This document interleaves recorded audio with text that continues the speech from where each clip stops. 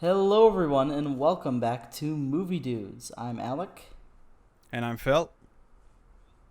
and today we are going to be talking about the 1997 anime film Perfect Blue, which is also the debut film of Satoshi Kon, who is a guy we talk about quite a lot on this show. Mm-hmm.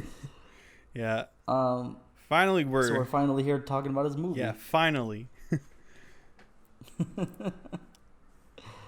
there anything you wanted to mention before we get started? Not really. Alrighty. So let's see. So what do you think?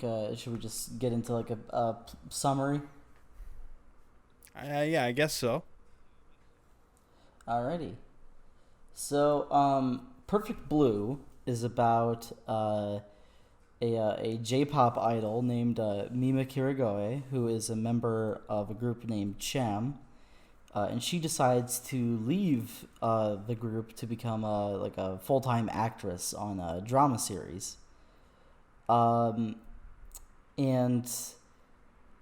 the initial reaction from the fans of that pop group is not exactly ideal, especially from a certain almost stalker, who we learn later is named Me Mania, who is pretty upset by this change, and is also, as we find out, the manager of a website or a blog called Mima's Room, which is full of I guess what was it, like blog posts writing from the perspective of Mima herself, without it actually being her. It's like a false journal that pretends to be from Mima, but is just a crazy fan. Yeah, so we learn of this from some of her fan letters, and on her first day on set on like a detective drama kind of show that she's in called Double Bind. She receives a fan letter that her agent opens, which turns out to be I think it's like a little mail bomb, and it explodes. Yeah. It explodes, kind of like not seriously injuring him or injuring her agent, blood. but there was blood. He gets pretty hurt by it, and so. Yeah. Off of this, Mima starts to visit, the Mima's room and sort of learns what it is.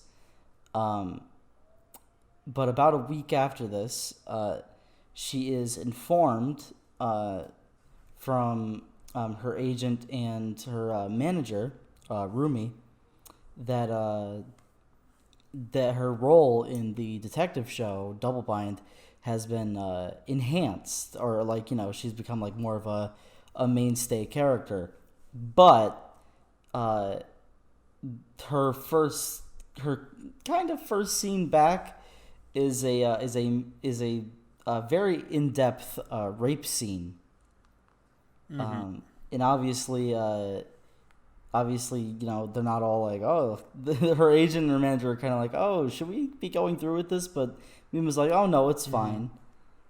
And they go through with it. They go film it, and they're all kind of shaken up by it.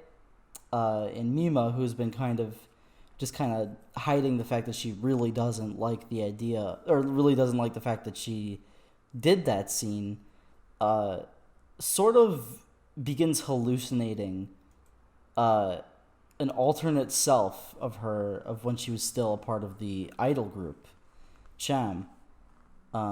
So she begins to see herself in an idol uniform in these reflections in a window or in a mirror.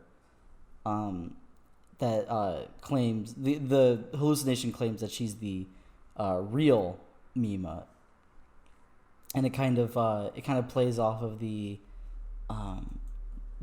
it plays off of the whole I guess, distortions and stalkings from Mima's room. So basically, I'm trying to think of exactly what happens after this. Oh yeah, yeah. The writer of the rape scene is murdered in a car garage, just kind of suddenly, and we don't really get a glimpse into who it is. A couple days after this, Mima does a photo shoot with a photographer who is known for getting models naked without them without that being in their contract, basically. So that happens, and she does a whole nude photo shoot, and he is subsequently murdered by someone who appears to be Mima. And this is where I would say this is where the movie starts to split off into a lot of ambiguity, and a lot of scenes seem like they're going to be a part of Mima's daily life in the real world, but end up being scenes from Double Bind. Then we get scenes that look like they'd be fake, but then we see her wake up from it and think that it's a dream, only for it to be absolutely not a dream at all. So, it starts to kind of mix and muddy the waters a bit onto what's real or not. She finds the bloodied clothes from the murder of the photographer and believes to think that she really did it, which starts to mirror her character in the show Double Bind. That is also I believe she's just, I think, a regular person that kills her model sister and begins to take on the persona of being that model. And so after the filming of I think it was after the filming of the final scene for Double Bind, the rest of the staff leaves the studio, and Mimania, the stalker, attempts to kill and rape Mima, but Mima basically kills him with a hammer, and he says before he dies that he was sent he's acting on instructions from the real Mima, who apparently emails him, who asks him to eliminate the imposter. But obviously she stops him before he does that, and so Mima's found by Rumi, her manager, and is taken back to Rumi's place, which looks exactly like Mima's room. And we find out that Rumi was the one who was kind of the puppet master for the stalker. And so the stalker, so Rumi attempts to kill Mima, believing that she is the real Mima at this point. She attempts to kill the real Mima, and chases, and basically Mima tries to escape, and they go on a huge chase through the city, and Mima ends up winning and kind of incapacitates Rumi, and they're both kind of discovered and given help. And the final scene, we get it's kind of implied that it's quite a while later, and Mima's now a pretty well known actress who visits Rumi in a mental facility, and the doctor in charge says that Rumi believes that she's Mima most of the time, and Mima says, well, I'll probably never see the real Rumi again, but I've learned a lot thanks to that experience. And at the end, there's a really interesting line that we'll come back to because there's quite a lot to unpack with what it could mean. But I'll just state what it is right now. So, Mima leaves. As she's leaving, a couple nurses like talk like, "Oh, is that Mima Kirigawa? Like, oh, there's no way that she'd be here. That's probably just a lookalike." And Mima gets into her car, looks into the mirror, and says, "No, I'm the real deal," or like, "No, I'm the real thing." And that's the end of the movie. And it's pretty short, all things considered. It's about an hour and 20. Definitely one of the shorter films we've talked about, but I'm pretty sure it's the shortest film we've talked about. I think Run Lola Run was a little shorter. Oh, yeah. Bit. Yeah, you're right. But this one is definitely on the shorter side. So I mean, it's not too hard of a watch. I mean, I literally watched it right before we started recording. Right. Which is why I was able to kind of summarize with not a lot of help from a guide like I usually have. But yeah, that's Perfect Blue, and I guess now we can get into any kind of talking points or discussion that we had for it. Yeah. So do you want to start? Sure. I think one of the major things I wanted to talk about was kind of like we've seen, or you and I both have seen most of Satoshi Kon's stuff from what I can tell. Yeah. And he seems to play with identity a lot. And while in movies like Millennium Actress, it's played pretty positively. Perfect Blue is kind of this is this really bleak like look into celebrity obsession and identity crisis, like of like knowing who the real you is when you put up it's basically the duality between a real person and the persona that they keep up for the world. Well, and how this person loses kind of what her whole, I guess, she kind of loses her grasp on that. Well, something that I find interesting with Perfect Blue and Millennium Actress is like they're in a way they're pretty similar films. Like they talk about show business in Japan, but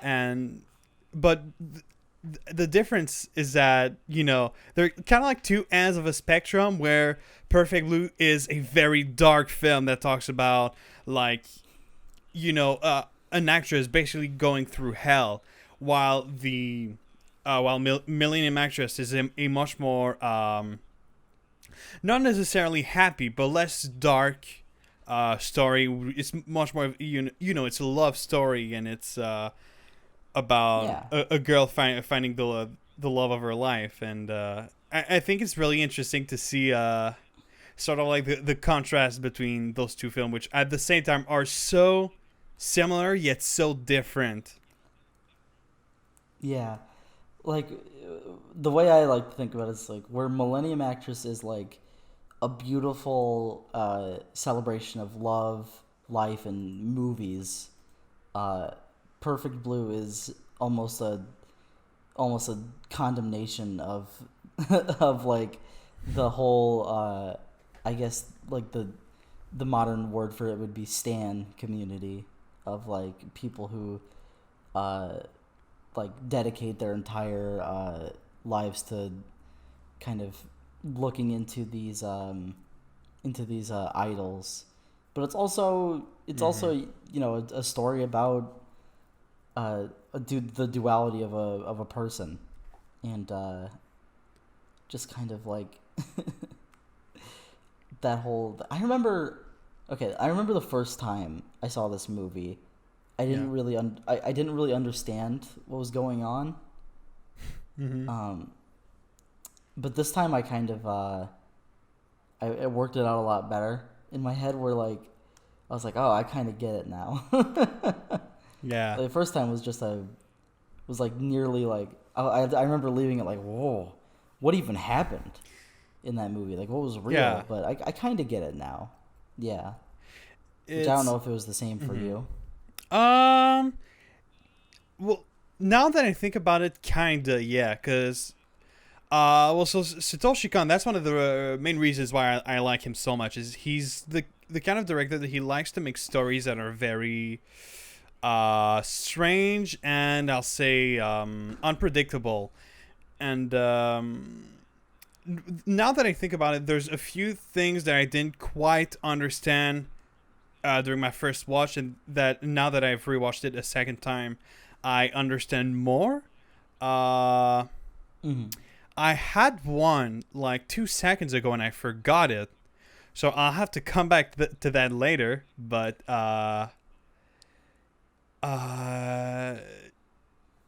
and also the fact, kind of like anytime we watch a film, I always write notes so that I have some more. So it's easier to know what I have to talk about during the episode, and just writing these notes it makes it easier to notice certain things, because your brain is sort of like forcing itself to be more analyzing stuff. And but yeah, I will, as I said, I will come back to that later once I have the actual idea of what I noticed. One of the things, I guess, to get into some of my notes, one of the things I noticed more around my first time watching it, but I still would like to talk about it, is the environment of Mima's actual room, like her apartment. Because the way that it is designed is like insane. Because there's so much complexity, even in the bathroom. There's like, clotheslines hanging up, like there's all the stuff around the sink. And in her bedroom especially, you can see all like the shelves are filled with stuff. There's like a little PlayStation underneath the TV. There's a fish tank. There's all these clothes. It's like, it's the most detail put into something that doesn't really, I guess, need the detail, but I think it is absolutely better for it. And I also think it's interesting how, like, there's so much detail to show that she's a normal person, Yeah. Like, there's so many people that, are huge fans of her that put her, like, almost on a pedestal. But at the end of the day, she has clothes hanging around her house. And she's, it's a bit messy, just like anyone's apartment. I think it's a nice touch. Oh, for sure. Yeah.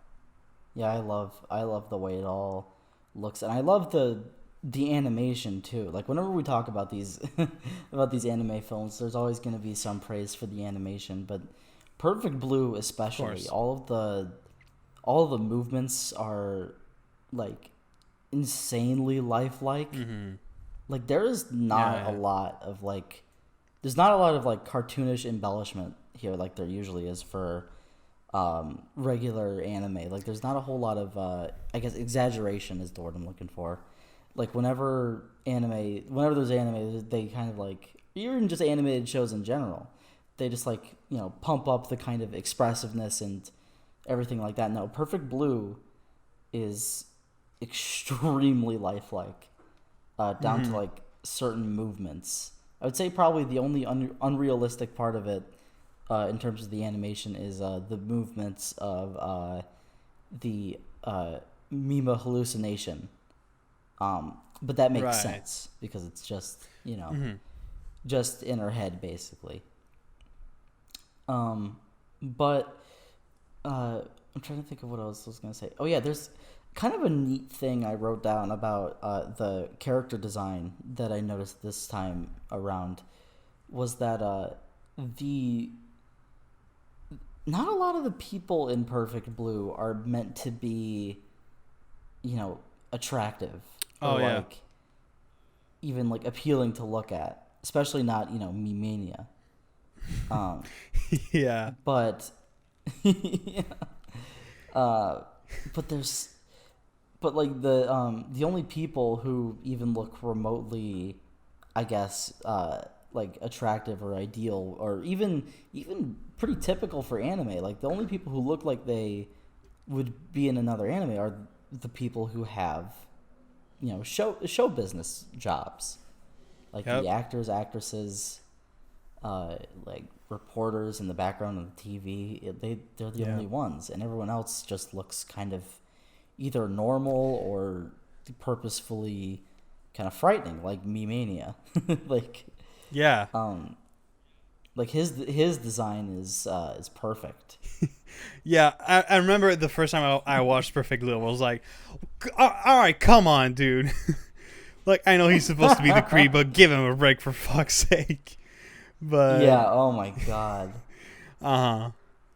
I still think one of the probably one of the best shots in the entire movie is I wrote this down too because it was something I noticed. I was like, oh my god, that's insane. Mm-hmm. There's a bit of foreshadowing into the whole like theme of the movie in the first scene where Mima's performing her last show with Cham, and Mimania is working as a security guard, and he's kind of crouched on the ground while she's performing, and he kind of has his like hand positioned in a way that just looks odd until we see it from his point of view, and we see that he's literally holding the image of Mima that he has in his mind while she kind of dances and sings. It is so weird, and I don't know why it didn't. Yeah. Or I guess I know why it didn't strike me as much the first time I watched it because I didn't know what was coming. Right. But just, seeing it a second time is so impactful. It's like, whoa.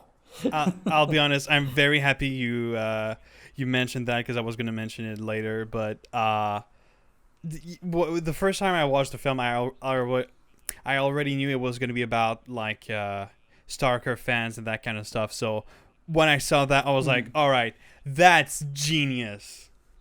And it's incredible. There's quite a few like sort of striking shots that are like very memorable, I'd say. Oh, for sure. Yeah. Like the other one that I wrote down is when I don't know. I don't even know how to describe the scene and like the people, and it's the photographer murder scene when quote unquote Mima is killing the photographer. His projector in the background, or his projector is projecting. I believe it's projecting the show Double Bind, and then a shot of her face in this kind of ideal lighting kind of way is like looking down in the same direction as Mima is furiously stabbing the photographer. And there's no wonder that this is used literally as in the DVD copy that I have. There's no wonder it's used as the actual like copy because it's one of the most perfect shots in the entire movie. Yeah. That, and also another one that I have right in front of me is the sort of like not the cover art, but the background art that's on Letterboxd, which is of Rumi at the end while she's in like her Mima form. I don't know if that's how you want to call it, but she's got blood all over her, and she's like smiling as if she was like someone was taking a picture of her. That one is that might be, I don't know, it's not frightening, but it's like it's striking, I guess I'll say. Yes. It's like one of the most striking shots of the entire movie. It's like that last part of the film I'd say is kind of like I'd say it's pretty disturbing would be another word. Oh yeah, it's disturbing. Yeah. But yeah, no, the shots in this film are really cool. They're amazing. Which it's funny, I guess, when we talk about animated movies to say the shots are perfect. Would you still say shots for that, or would you say something else? Because I've been saying shots forever when it comes to animated movies. I'm pretty sure it's the same thing. Right, kinda. Yeah. I mean, even if it isn't, like, you get what we're saying, like, it's... Yeah.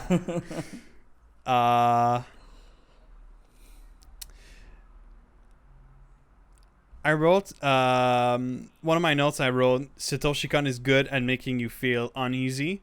And the thing is that I have no context for this note. I have no idea what scene I wrote it, so I'm really curious. I mean, I agree, but like... Yeah. I was about to say, it's like, it's not an invalid note to have, but...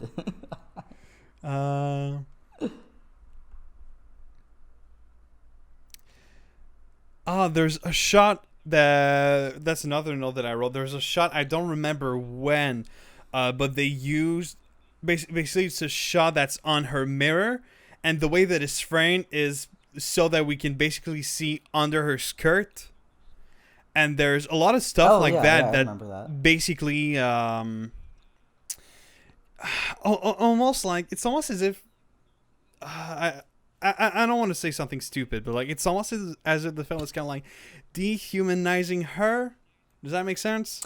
Yeah. No, that makes sense. Yeah. And that was another thing that I forgot to touch on earlier when we were going through, I guess, the themes of the movie. Another major theme of Perfect Blue is the, like, I guess the word would be objectifying nature of I guess show business.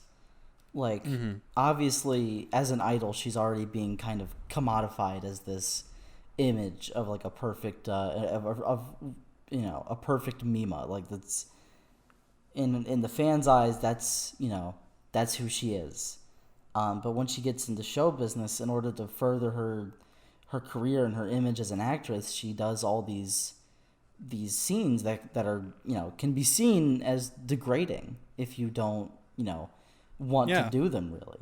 Like, it's, it's a rape scene. There's the, lewd pictures that she's taking with the photographer. It's all these things that sort of eat away at her and add to her instability throughout the entire movie. So, it's definitely, as much as it is a commentary on, the human mind, I guess, it's also a major commentary on the industry of show business and what it can do to actors and actresses. Mm-hmm.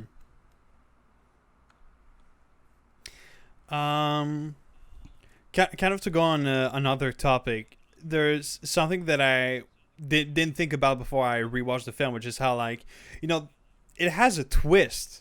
And that was my second time watching the film, so that was like, for movies with twists, it's kind of like the second rewatch is always noticing stuff that, like, someone foreshadows the twist and that you see in a different way after the twist. One of them is just how, like, Rumi is she's basically the only character that's really, like, against her.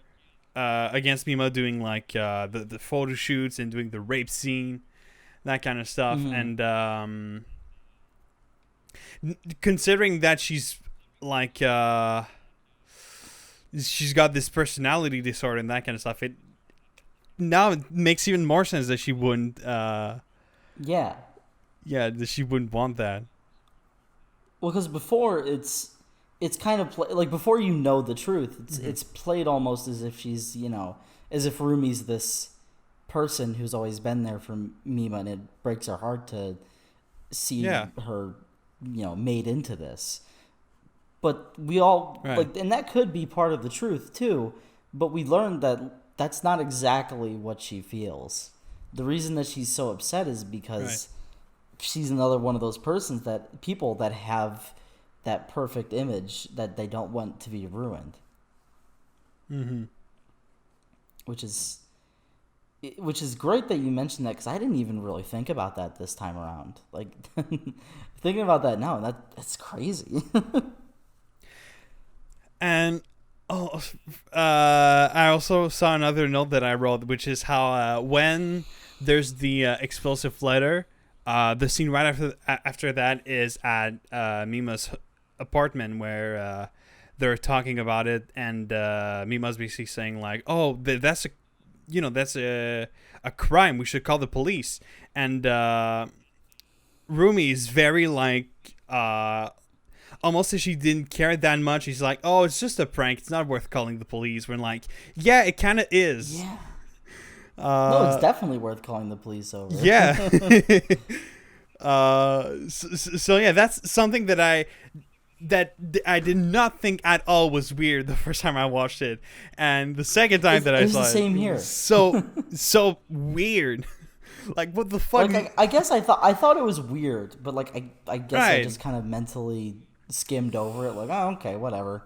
But like now knowing what we know, it's like, oh. Yeah, it is a pretty small detail. But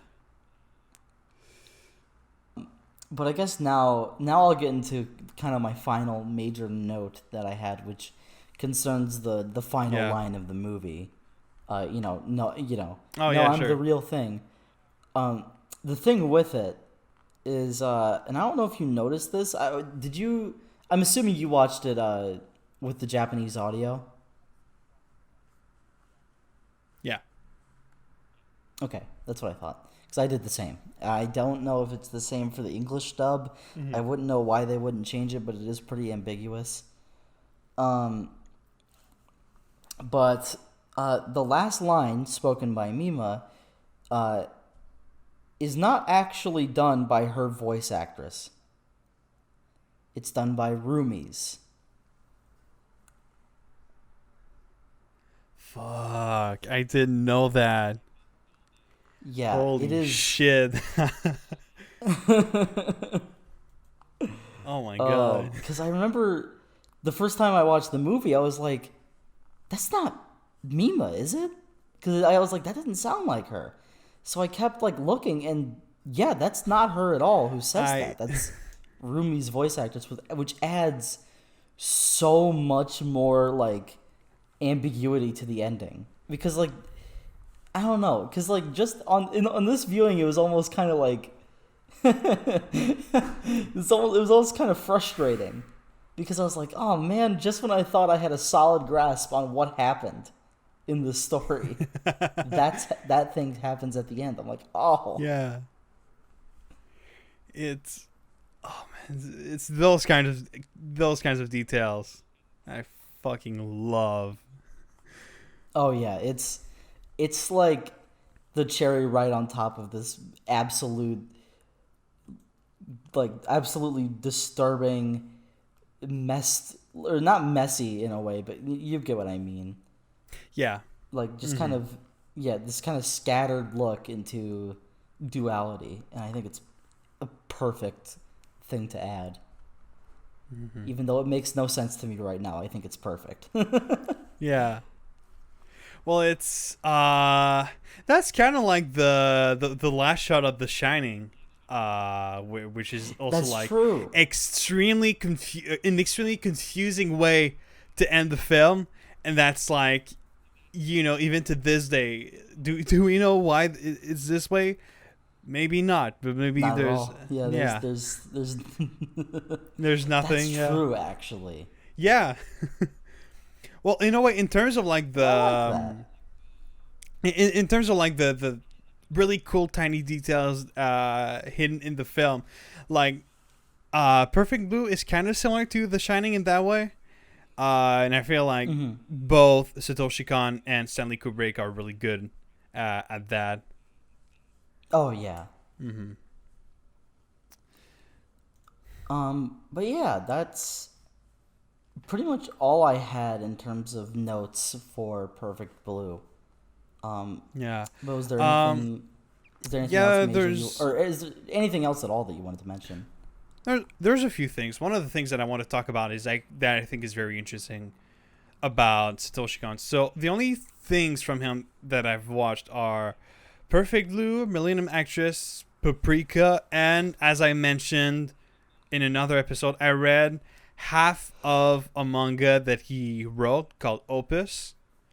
And so I haven't watched Tokyo Godfather or Paranoia Agent, so I'm really curious about what those are about. But like, it's interesting how Paprika is kind of like, in terms of story, it's very different from the other ones. Where, Perfect Blue and Millennium Actress are about a Japanese actress, and Opus is about a Japanese manga artist, and it's, they're really films that and stories that talk about like creators and the way they relate to their creations, and there's always this he likes to play with the line between the creator and the creation, and that's obviously noticeable in Perfect Blue and Million Actress by the different scenes where, especially in Perfect Blue, there's a bunch of scenes that start where you think it's something that's happening in Mima's life, but that you learn is actually just something they're filming for her TV show. And Opus is an even more obvious example of that, where basically the story is a manga artist who goes into the world of his manga, where the characters are basically like, why did you do this to us? If you were to create us, why did you give us such a terrible life? Which is a really interesting thing that I've never seen before. So that's one of the reasons why I'd say read Opus. It's pretty good. Yeah. I intend to pick it up around Christmas time this year, as well as probably, I don't know, I'll probably bite the bullet and just buy the rest of his movies. Yeah. I have Perfect Blue, and the others are not that expensive. Same with Paranoia Agent, so I might as well. But yeah, it's especially also another example is I really have to rewatch it, but there's the last 30 or 20 or 30 minutes of Millennium Actress, which are very like this drug trip. We have no idea what's clearly going on. It's something that's very, and what's interesting is that's really well, I guess it kind of is something there's something related to that in Paprika, where the creator is like the characters and the creation would be their dreams. I guess there's maybe some kind of you could see it that way, I guess. That might be stretching it, but yeah, I'm really curious to watch Tokyo Godfathers and Paranoia Agents to see the way that he if he treats that at all. But besides that, I have a few other things that I want to talk about, I think. Sure thing. Let me read my notes. Oh yeah, well, there's something that's what Mima's character in her TV show is going through is kind of similar to what Rumi is going through, like especially the scene where they learn that she's got a an identity disorder, and basically like in the show they say that the original personality is gone, and it's just like made up personalities, which is kind of similar to what Rumi is going through. So I don't know if that's just like, I guess it must have been planned that way. Oh, it's definitely intentional. Yeah, because there's a line that I picked up on this time around where Mima's character in the show says, I don't remember what the last name was that she used, but she says that her name is Rumi. So I think it's definitely intentional that was a mirror to what Rumi's situation is, because originally you're supposed to kind of think that that's a mirror to what Mima's going through, because you think at this point, like, oh, must be killing these people, but no, it's Rumi. Well, so that's some really good misdirection on Satoshi Kon's part. Another thing that I remember when I first watched the film, that scene with the TV show where they showed the like personality disorder thing. It's another one of those scenes where you think that it's her. It kind of starts not exactly saying that it's a TV show, and so you kind of assume that it. Well, I assumed that it was her actual life, and I thought it was a twist that was like she had a personality disorder. And was like, what kind of weird twist is that? And then we saw the cameras on. I was like, oh, all right, okay. If I'm being honest, that added more questions than answers for me. I was like, what is happening? At least the first time around. Yeah. But I was like, oh, what is happening? Yeah. But another thing related to Rumi that I really like and that I noticed the first time, the second time, is so the scene right before they revealed the twist is the scene where they find Mima, who had like passed out in the studios, I think. Yeah. And Rumi finds her and basically talks to her manager. Yeah. Or that guy. And basically like, all right, I'm gonna bring her to. She doesn't say I'm gonna bring her to our apartment. She says I'm gonna bring her to Mima's room. Yeah, which is really weird. Yeah, and I knew, like, it was the second time watching it. I knew what was going to happen, and she said that, and I was like, "Excuse me, what? What did you just say?" Yeah, so that was another great line. And yeah, I also really like there's a part of the film where she's really becoming like she's constantly so confused and exhausted by the things that are happening in her life, and she's basically becoming blank, and she's like in the studios waiting for her to film her scene, and she's basically like, what if that truck hit me? Am I dead? That would explain it. And it's such a weird scene, and I love it. I love the way it's executed. Oh, for sure. This movie is. I honestly can't think of like any kind of hang up in the way that this is sequenced and portrayed. Oh yeah, because it's all just so detailed and sprawling. I love it. Yeah, I mean, not a lot of directors can claim to have such a good first feature. Oh, for sure. Yeah. But honestly, that's pretty much all I had to say about the film. I do want to talk before we go into like other unrelated topic. I kind of want to talk about, because I think it's interesting, the state of, the way artists are treated and the way that kind of stuff works in Japan compared to here.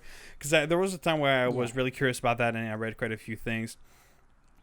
And just in general, the way that artists or celebrities are treated around the world. Like, I am so happy that I'm not like that I'm probably never going to be Brad Pitt famous. Because holy shit, that looks like hell. For sure. Like, yeah, it's the way I would ever want to do it. Yeah, the way I would ever want to do it is like is how Adam Driver does it. Because like Adam Driver, he's famous, but like nobody knows anything about him. I think he has a kid, and everybody found out, and they're like, "Oh, when did you have the kid?" He's like, 3 years ago." Yeah, that's right. Yeah, just like that's the way to do it.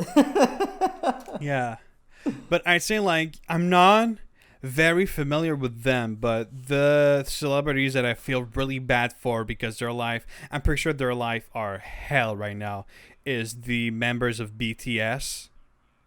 Oh my god, I can't imagine. Oh my god, because like I really don't want to make like too many claims about that because I'm not that familiar with the world of K-pop. It's not the kind of not. Yeah, neither am I. I don't listen to it, but I've heard things. I'll say how the way that the K-pop artists are treated, and it's like,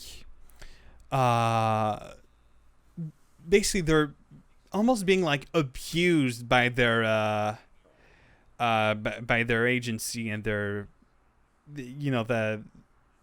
their bosses basically, and it's like they have to work so hard constantly, working on their voice and their cook their shows and everything, and there's probably way too many videos of like K-pop artists passing out during shows and that kind of stuff because it's just too much for them.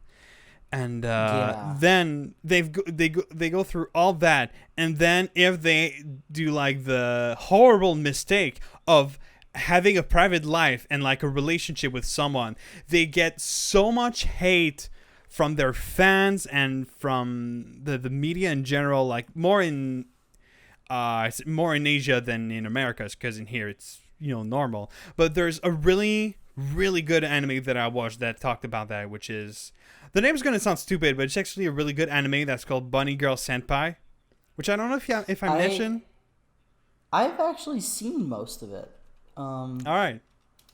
I'm still a few episodes before the end. It's kind of been my thing. Like whenever I go back to my hometown for whatever reason, like if I'm there for just kind of like a night, I'll watch like a couple episodes of Bunny Girl Senpai, and then if I get back to my apartment in the city, I just won't watch it at all. I don't know what it is. But, like that's been my like on again off again show for like the last month or two. Huh. Even though it's only like 13 episodes. Yeah, it's really short. It's 13 episodes in a film. But yeah. Oh, there's a film? Yeah, there's a movie. It's like the conclusion of the show. It's pretty good. Oh shoot. Yeah. I'll have to watch that too. But yeah, basically the show is about like it's about a bunch of stuff, but to make it very vague, just so you guys understand what I want to say, it's about a guy who becomes the boyfriend of a Japanese actress, and basically when they announce like that she's been having that she's been in a relationship with someone, she literally has to do a public apology. And that's not exaggerated or anything. That's the way they say it in the show. She has to apologize for having a boyfriend, which is like, it's yeah, I can't even. There's no words to say just how like toxic and weird that is. Oh, it's awful. Yeah, it's like that's not a life. That's just again, like I'm so happy I'm not Brad Pitt famous. Oh yeah, I wouldn't know how to handle it. Yeah. It's like anytime there's a celebrity that goes into a relationship with someone who's not famous, there's always like whenever they reveal their who they're dating, there's always like 1,000 articles of like, who is this person who's dating this celebrity, and it's like, dude, leave them alone. They just don't. But there's another example of that. Anytime I think about it, I just think of how like incredibly stupid that is. I'm sure you do, but you know the show Haruhi Suzumiya?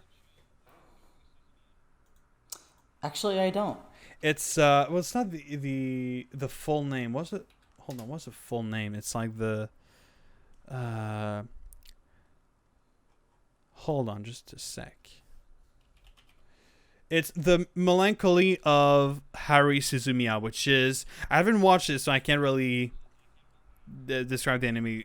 But basically, it's about a cute anime high school girl who's also a god, but she doesn't know, and no one can tell her because if she does, she's gonna break everything. Basically, that's the story. Okay. And yeah, no, that's really cool plot. So really, I'm gonna have to watch it at some point. And it was when it came out, it was a massive anime, like especially in Japan, and the voice actress who voiced Haruhi Suzumiya, the main character, since the show was this popular, she got incredibly famous. She was like the top, the number one voice actress at the time, and she's also a singer. I don't know if she's still in the band, but she was in the band at the time. And there's a story that came out that basically said that she had slept with I'm not sure if she slept with one or more members of her band, and her career has been dead since. Oh, and it happened on. like years ago. She was number one. She went from number one to like, might not be true, but from what I've heard, she still has trouble finding roles today. Oh, come on. I guess it really is like an image thing in Japan then. Yeah. It's I think like mm-hmm. well, like with the stuff that like, because that's not even bad what she did. No, yeah. But like with some of the stuff that like people say, like actors or like famous people say in America, oh my god. Yeah. You'd be surprised. It's like it's so I mean, there's two things I want to say about that, which is that explain why it affected her career so much. Which is, first of all, I think in Japan, especially for young women, they got to keep this image of being pure, and like there's this thing of they can't have like show that they have sex and that kind of stuff, because that's not pure. They have to stay pure. And another thing, which is not just in Japan but just anywhere in the world, this weird thing where because I'm sure that if she had been a guy, it would have been completely different, because like I know at least in North America it would have been different. Like if it was, no one would have cared. Let's say let me adapt this to Hollywood celebrities. If it was Lady Gaga who had slept with a few members of her band, everyone would have come out saying, "What a fucking whore," and that kind of stuff. If it was, I don't know, if it was Harry Styles who had slept with girls from his like he was touring with, everyone would have like, "Hey, he banged girls, yay!" Which is like, it's just it's such a weird double standard. Yeah, it's especially awful that like cost her like being at the top. That's awful. Mm-hmm. Which is like, she's a great voice actress, but like, well, I just didn't have to have a sexual life. That's what happens to you. I guess. Fucking stupid. It is. It's so dumb. Yeah. Yeah, but that's basically the last thing that I wanted to mention, because I thought it was very relevant to Perfect Blue. Oh, it is. And Perfect Blue honestly only gains more relevance as time goes by. Oh, absolutely. The whole thing with with people, or with the whole idea of real people versus the personas that they keep up. I mean, just look at social media. There's a really good video out there by Super Eye Patch Wolf that talks about Perfect Blue and why it's especially terrifying.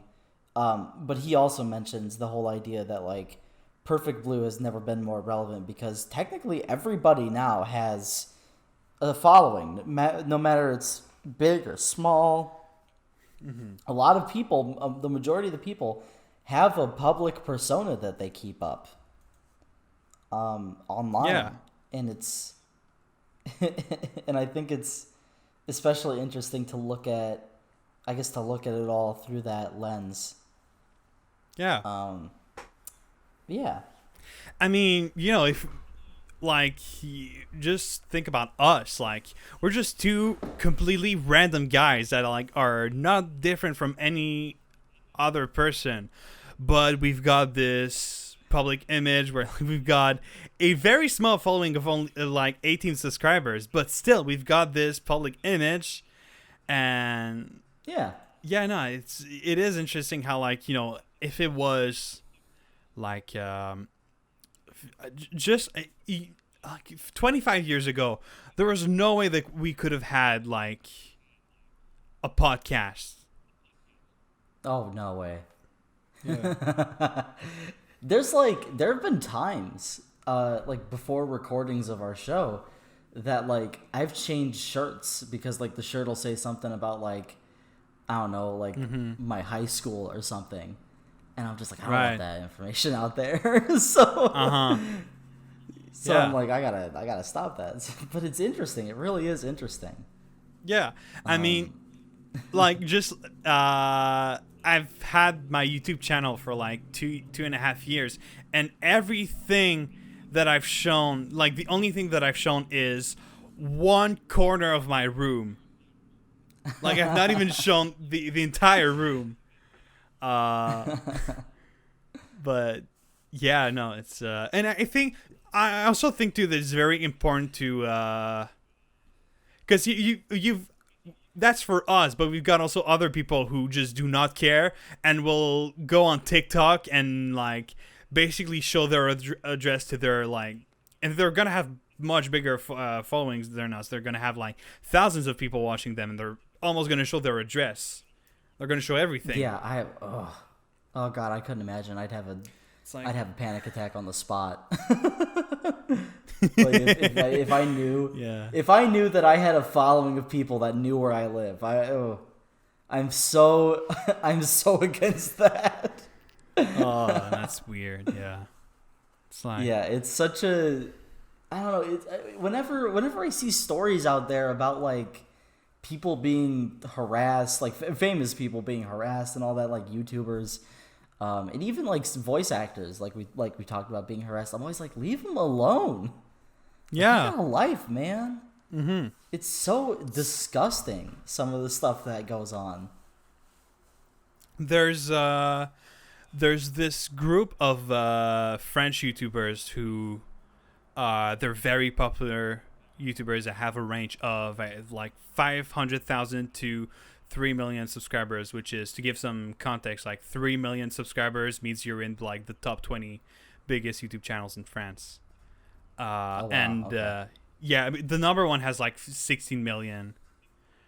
And they, a few months ago, they started they got basically a place where they where they each had their own studios, and it's basically it's a big studio for them. And one of the guys said that pretty much every day, they've got someone ringing at their doorbell saying hey, can we get a picture with you guys? And they had to make a video about that, saying guys, we are just random guys who do stupid stuff online, but we are working. That's how we make a living. And there's not only us working here, there's also people, editors, and people who do in quotation mark serious jobs, who do not want to be bothered by random guys who just want a picture. Yeah, it's I don't understand that culture at all. I really and don't. Even that's where they work. Imagine being part of offline TV. It's where I would be so that would be so weird to. I haven't heard of people really finding out their address, because I think they do a pretty good job of hiding it. But Well, with the amount of stuff that happens to streamers anyway, it's just as bad, especially with Pokimane and some of the awful stuff that people online like bring out about her. It's like, just leave her alone. I don't. Oh, well, I think so weird. Yeah, well, I think streamers kind of have it worse because there was this trend, and I hate to call it that, but it kind of was a trend a few years ago where if you didn't like a streamer, you would find where they live and you would call the police, saying that you were like a crazy person who was killing your entire family and that you were about to blow up the building. And then the guys would just be like playing PUBG, just like doing nothing wrong whatsoever, and they would just have like people banging at their door, police, open up, and they'd have like a huge SWAT team like pointing their guns at them. It actually killed a couple people like in the last couple of years. Yeah, it has. It's like, because like all the other stuff we talked about is like just creepy. Some of it's harassment, like a lot of it's harassment, but like most of it isn't illegal. Swatting is like a real crime that happened. Another comparison to it still happens. Yeah, another comparison to France is there was a massive wave. I want to say like in 2017-18, where a bunch of streamers got swatted, and they ended up tracking a few people who were like doing that, and they found that they were teenagers, like 15, 16 years old, and one of them, who I think was over 18, got sent to prison for like 10 years, and I think. Like, yeah, and everyone, like, that's when it kind of stopped, because everyone was like, oh shit, it's not, like, they actually realized how fucked up that was, and they're like, that's not just a stupid game, like, we're endangering people. Oh, yeah. So, so I remember all that stuff back in the day. Yeah, it was awful. So basically, shit's fucked up. Yeah. To summarize it. But yeah, I think that's pretty much all I had to say. So, I think we can move on to some other topics. Sure. So there's quite a few things to talk about this week. There's at least 3 films that we have both watched that recently came out in theaters that we're definitely gonna have to talk about. Yeah. So, last Saturday on the 30th, I kind of like, I had a day out where I went to watch. It was the first time in my life that I ever went to the theater and watched more than one film, and I ended up watching 3. Ooh. Yeah, I watched Dune, The French Dispatch, and then I watched Last Night in Soho. Oh my goodness. Yeah, so I don't know if you've watched all of those films. I watched all of them actually in the past week. Yeah. I also watched since it'll be probably since we'll probably spend a lot of time on those, I will say that I saw The Eternals last night. Yeah. Which was actually a lot better than I thought it was going to be, even though it's not that really great. Yeah, because going into it, a lot of people were like, "Oh, this is gonna suck." Yeah. I left it. It's decent. It's not great. Yeah. It's not even good. It's just fine. Yeah. But I can't call it a bad movie. It really doesn't look good. Like as someone who hasn't seen it, I do not plan to watch it. It is I will say it's solid, but it is not at all like what I'd call good. Yeah. Well, so it's actually, I don't know if you heard that, but it's actually the MCU film with the lowest score on Rotten Tomato. Yeah, I did hear about that, which is not deserved. It's not deserved. All right. All right, that's basically what I wanted to know.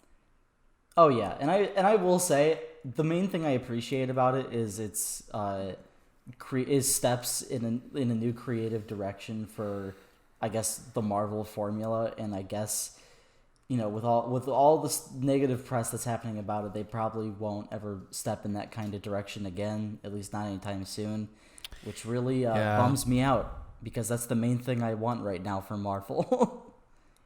Even though Shang-Chi was a really good movie that stayed pretty close to the whole Marvel formula, I like when they experiment, and I like the experimentation in Eternals.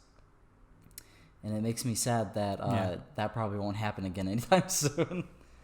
But that's pretty much all I wanted to say about Eternals. So let's get into the movies. Yeah, so I kind of want to start with Dune because I feel like that's the big one. So I'm just gonna. I think they're all equally big ones, if I'm being honest. I feel like more people talk about Dune than the other ones. Well, like I'm talking like in terms of importance to us. Right. Oh yeah. Well, especially to me because I mean I've been waiting for French Dispatch for like 3 years. Yeah. So let's start with Dune. Yeah. What did you think of Dune?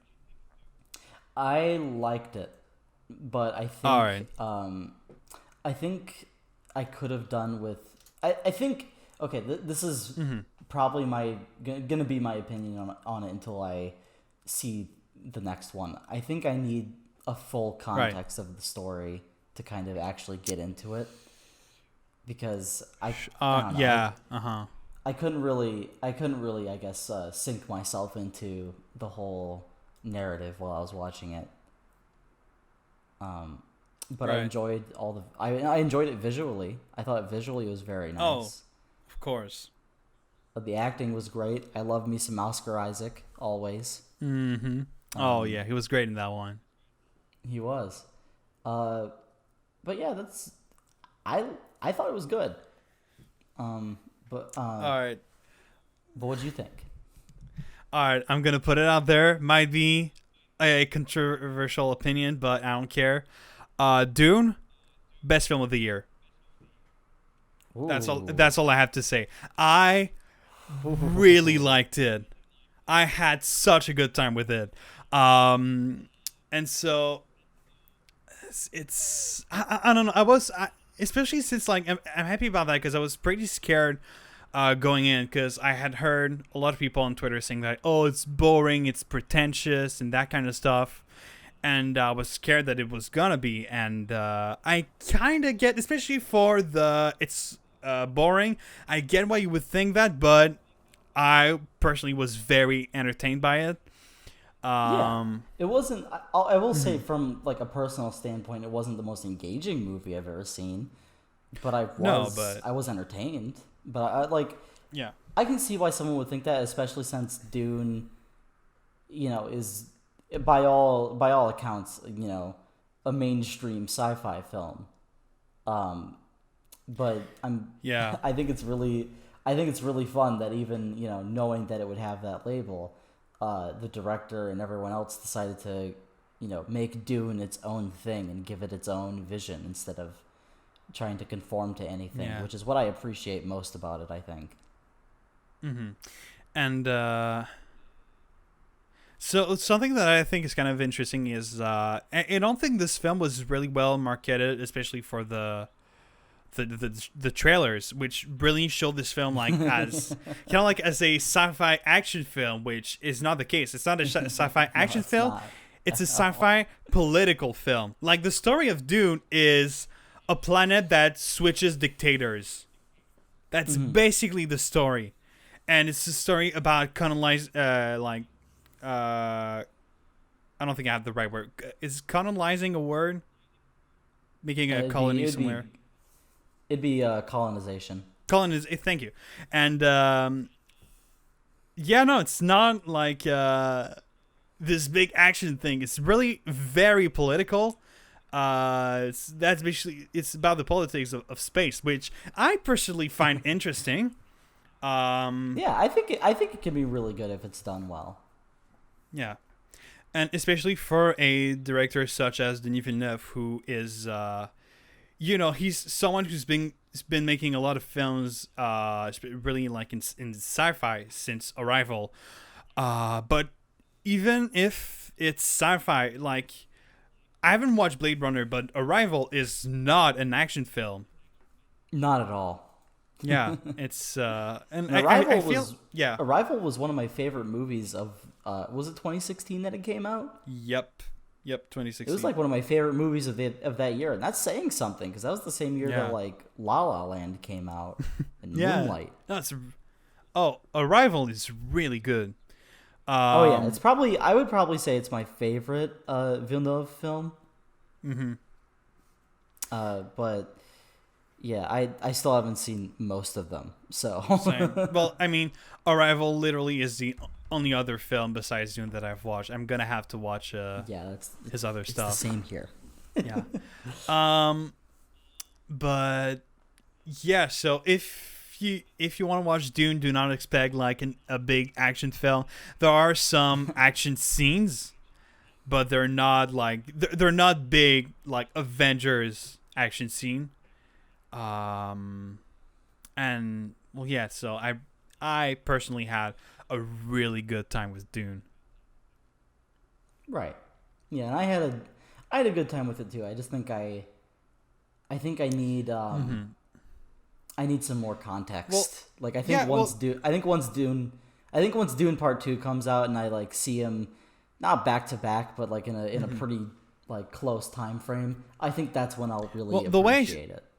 Mm-hmm. The way I see it is almost as if like you had just watched Kill Bill 1 and you're like, I had a really good time, but like that's not the full story. I want the rest.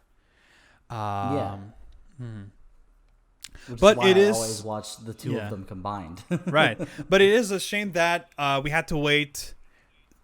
Well, I wasn't born, but there was like 2 years, but 6 months between Kill Bill 1 and 2.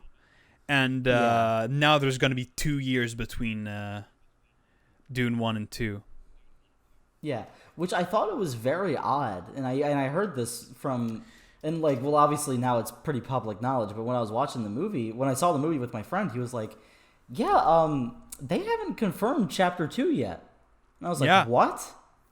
And then literally like a couple days after we saw it is when they confirmed it. I'm like, oh, okay, there we go. Mm-hmm. Yeah, it was confirmed, like, the day right before I saw it. And, it's... I get why it took them a long time to like greenlight it, because Dune is kind of a gamble when you think about it. Yeah. It's like a very expensive film, and it's very expensive, but it's really not a film that is guaranteed to bring audiences, because like to the general audience, like not especially with the younger generations, not that many people will know Dune, I'd say. Like, especially since the book is like 50 years old and the David Lynch film is 35. And so I was talking to some people who I know that I've watched the film, but that are not like movie buffs or into like sci-fi. And one of them literally was like, "Oh, it's from a book," and they had no idea. Even though like Dune is probably the biggest sci-fi book of all time. Yeah, it's like okay. I'm trying to think of what like my I was going to say, a thing that my friends and I said is that probably a lot of people got Zendaya baited. And because Zendaya was in a lot of the ads. But in terms of her screen time in this movie, it's like 10 minutes. Yeah. It's like most of her screen time is going to be in the second film. In this film, like she was basically just like in like hallucinations from the main character. And the first time that we actually see her is in the last 15 minutes of the film, and she's got like 4 lines of dialogue. So there's probably a lot of people who are like big Zendaya fans that are pissed after seeing Dune. But if you're a big Timothée Chalamet fan, you're going to be happy because there's a lot of him. It's quite a bit of him. Yeah. And can I just say, like, I actually had never watched a film with him until Dune. Like, I've never watched Lady Bird. I'm trying to think if it's the same for me. Hold Yeah. on. Well, I've never watched Lady Bird or Call Me by Your Name, those films. And so I really did not know what to expect from him. I kind of went in thinking like, well, if he's this popular, I'm guessing he's probably going to be good. And honestly, I thought he was really good. I thought he did a really good job. I was pleasantly surprised. He was in Little Women, the Greta Gerwig Little Women. Which I thought was a pretty fun movie, or it was okay. But yeah, I thought he was good in that. So that I guess would be the only other one I've seen, other than another movie we're going to talk about in a second. Well, I kind of want to say like I'm done with I'm kind of done talking with Dune. I think I've said all I have to say. So should we move on to The French Dispatch? Sounds good to me. All right. So The French Dispatch, new film from Wes Anderson. So you were very hyped about this one. So what did you think? What else can I say? I loved it. I don't think it's anywhere near some of Wes's best. I think it is. Where would you rank it? That is something I've thought about a lot recently, and I guess this would be a fun tangent to go on. Would be my very strange Wes Anderson ranking list. Which I included a couple of his shorts in there too. So let me see. Let me pull it up. Okay, so let me think. Let me. Yeah, this rating's about right. Okay, so at the bottom, number 12, we have the short film version of Bottle Rocket. Fair enough. Which I love it, but like it pretty much is just it's a his proof of concept for. It's just there for Bottle Rocket. It's fine. Yeah, it's just nothing too crazy other than that.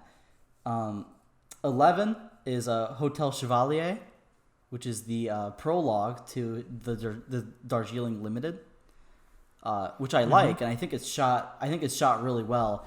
It just kind of lacks the same I guess depth that a lot of the coming West projects have.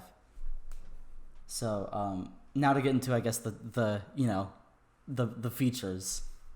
Yeah. So at the bottom, and it's probably going to be my most controversial pick. I think my least favorite Wes Anderson movie would be Rushmore. And I say that only because I can pretty confidently say, other than the one that's coming up, I think it's like the only Wes film that I couldn't really get too emotionally invested in. I think it's a great movie. There's not a whole lot about it that I can personally say like that makes me want to come back to it, other than like the performances. I think it's good. I just don't. Yeah, it's just not on the same level. Like I don't think I obviously don't hate any of the movies on this list. Yeah. But like yeah, and the one above it, which is another movie that I wouldn't say it hasn't aged well. I would more say that I don't like it as much as the first time I saw it, which is Isle of Dogs, which is great, and it's a great way for Wes to further his stop motion style. I just think that it just doesn't have much to go back to, kind of like Rushmore. I think I mean obviously stylistically it's great because it's Wes Anderson, but other than that, there's not too much to write home about with Isle of Dogs. Cause at least in my recent watching of it, maybe my opinion will come back for it. But above that is at number 8 is Moonrise Kingdom. Mm-hmm. Which I like Moonrise Kingdom. I don't like it nearly as much as some other people do. That's about it.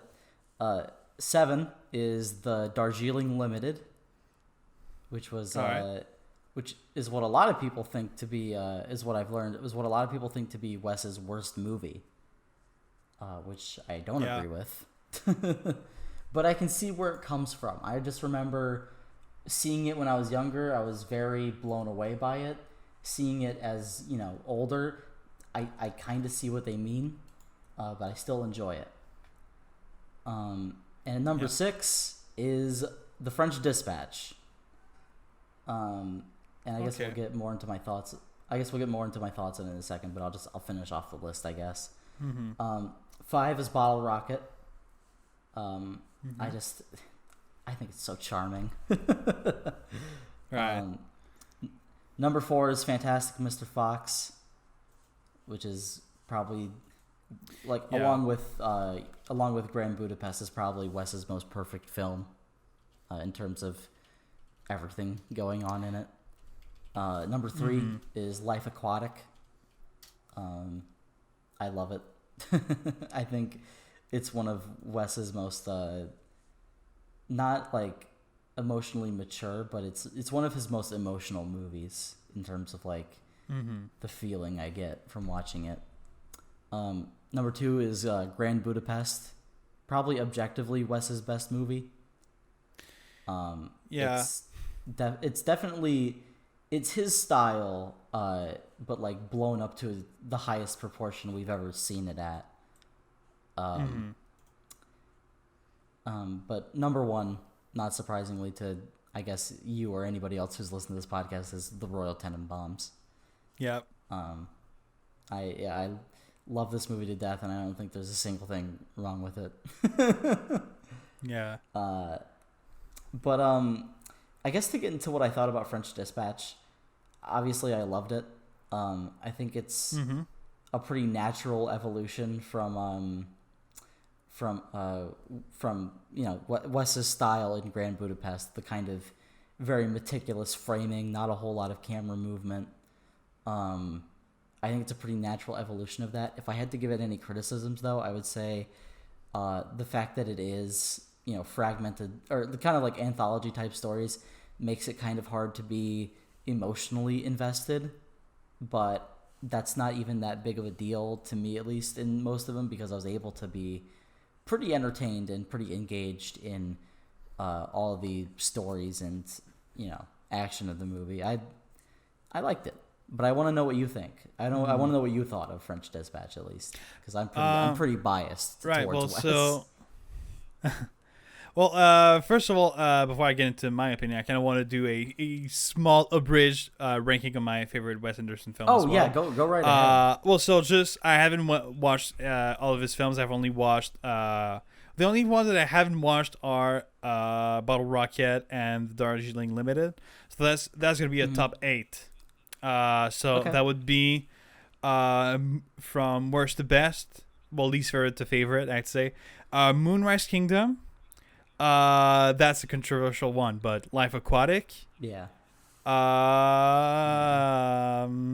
hesitating between the two. Isle of Dogs, then French Dispatch. But honestly, you could ask me in 30 minutes, it's gonna be the opposite. Then it's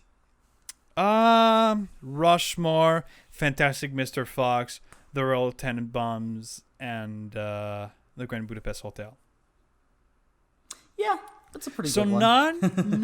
not that different from your list. I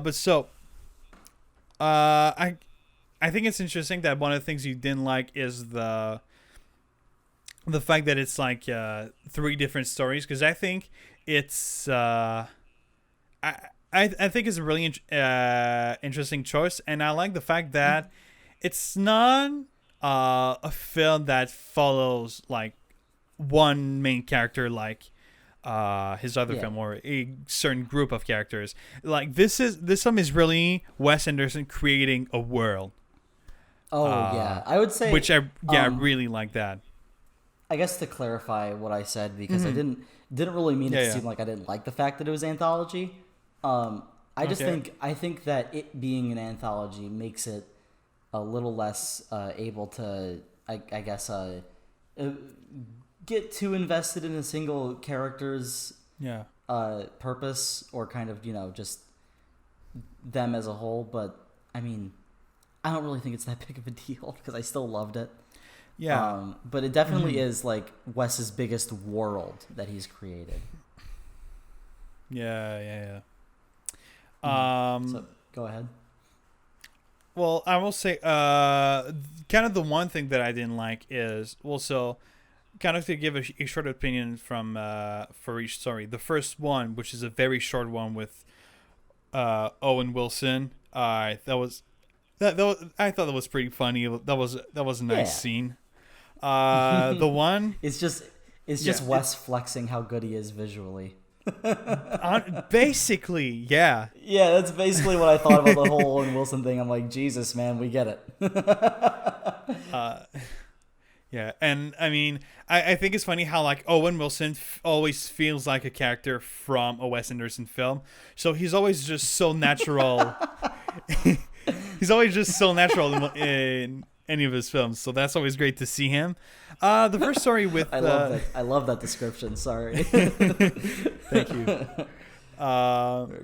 The first story with Tilda Swinton, Benicio del Toro, and Adrian Brody, I thought was really nice. But I don't really have that much else to say about it.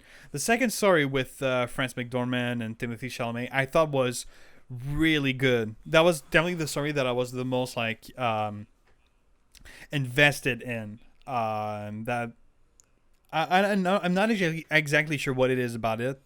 But that was by far my favorite one out of the three. And then the third story with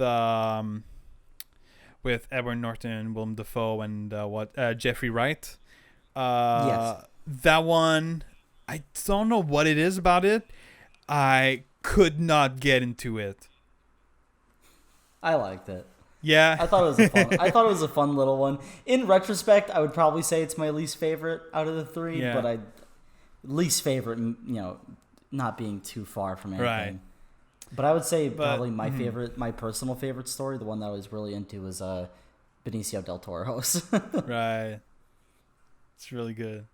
But I don't know. The third story was kind of the moment where I was like, kind of waiting for the film to end. And that might have been also because that might have also been because I was really excited to watch Last Night in Soho after that. But yeah, I don't know. Hang on, before we get off of the French Dispatch thing, I gotta go get something real quick. So I'll be back in like a second. Sure. All right. Okay.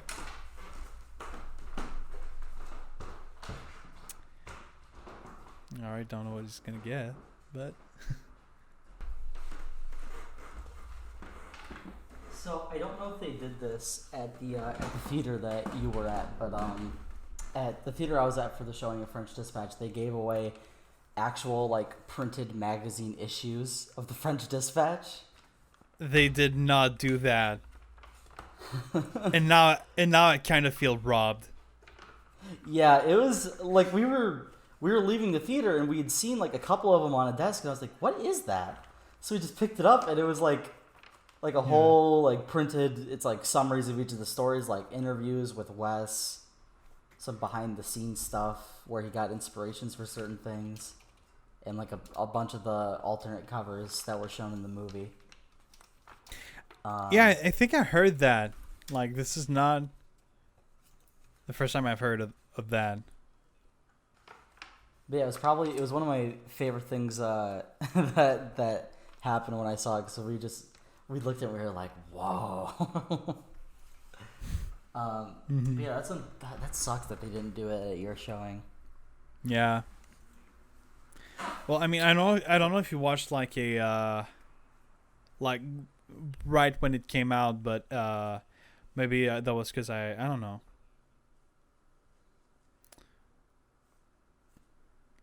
Oh no, I saw it. I think I must have seen it opening night because Mm-hmm. I saw it Thursday night before the Friday that it was supposed to come out. So, I guess I did see it opening night. Maybe, I don't know. Mm-hmm. Yeah, well, also like that's something I watched all three of those films in the same theater, and I will say, the theater, the specific theater that I was in for the French Dispatch probably was the worst one. Like, it was much smaller than the other ones, and it kind of felt cramped, and the screen was smaller too. Oh yeah, no, the theater I went to for French Dispatch was so small. Yeah. Oh, actually, okay. Here's a bit of a tangent for my viewing of French Dispatch. So, there is a theater near where I live that is a pretty big Cinemark, which I don't know if you guys have Cinemark in Canada. I assume you do. No, we don't. Okay. Well, not in Quebec at least. Well, it's probably, I would probably say it's the biggest, other than like AMC. It's probably like the biggest brand of theaters we got here. Yeah, I mean, I know about it. Oh yeah, yeah. Mm-hmm. But there's a Cinemark near us, near me and my friends, that we always go to. It's like our mainstay. So literally 2 days before French Dispatch, I pre-ordered tickets on my phone for that place because I saw that it was like selling quick and the theaters were really small. Like, it was only like 5 rows. So I was like, oh no, I gotta get tickets. So I got the tickets and everything was great. So we're driving up. We're driving up to that theater and we get in the parking lot and we notice, we're like there 20 minutes before showtime. There are 3 cars in the parking lot. Huh. So I go, oh no, what happened? So I drive up to the only sign of life, which is a couple making out on their car. So I drive up and I'm like, I don't care, I'm gonna ask. So I get out of the car and I go, hey, what happened? And the guy, I just imagine you like knocking at their window and they're just rolling down their window. Hey, no, what happened? No, they were outside of their car, leaned up against it, making out. All right. So no, if they were in their car, I would have left them alone. But yeah, of course. So I was like, hey, what happened? And the guy leans over and goes, well, power went out. And I was like, the power went out? Oh no. Oh. And which it didn't make much sense to me at the time because like this certain Cinemark is like covered in lights. And the lights were on. But on the inside there was no lights. So I'm assuming there must have been different power grids now that I think back on it. But just at the time I was like, well, come on, man. So I got back in the car and I hit the refund button. And I was like, well, what do we do now? And my friend was sitting in the back seat and he goes, there's a showing in a different town in 30 minutes. And I went, how far are we? He went, 27 minutes. And I went, let's go. So I started my car and we just sped towards that theater. We got there just in time. Thankfully, there were a couple trailers before the show or before the movie. So thank God we got there in time. But that was the most I've had to rush for a theater, I think, ever in my life. And the fact that it was for French Dispatch and not literally any other movie I've seen in the last month or two is really funny to me. Yeah. Yeah. But yeah, that was my fun little experience with French Dispatch. That actually something like that happened to my brother when he went to watch Deadpool 2, and he watched basically the entire thing until the last 10 minutes of the film when the power went out and they couldn't watch the rest of the film. Thankfully, he got a refund. So that was nice. Oh, yeah. And then the next day, me and another one of my brother, we had already planned to go watch it, and he just came with us because he wanted to see the rest. Yeah. So yeah, I thought that was funny. But so should we move on to Last Night in Soho? I guess just to go on as like just one last story before we get to the last movie. Sure. Um, there was one time. It was when I saw Bo Burnham's Eighth Grade. Oh yeah. And I saw it with my dad. It was back in 2018. I was about probably 15. I had no money, and that's important for the rest of the story. All right. So we get there, and for the first time in my life, the theater people go, "Oh yeah, machine's down. You can only pay with cash." And so, all right. my dad was like, "Okay, well, here's the deal," because the movie was starting in like 5 minutes or so. He was like, "How about you send my son in as collateral, and I will come back and I'll go to an ATM and I'll pay for this." So she said, "Okay," and so she sent me in, and I got like I think 10 or 15 minutes into the movie, and my dad comes back, and he's like, "They tried to give me free seats," but I was like, "No, he apparently had run around like the area that we were seeing it in to go to an ATM, and that was probably." I guess to be to be a bit sappy for a second is one of the greatest things that my dad has ever done for me to go see something, I guess. So I'm very I smile whenever I think about that, but I'm also like, I could have just saw it another day. We didn't have to go through all that mess, but we did. Yeah. That's nice.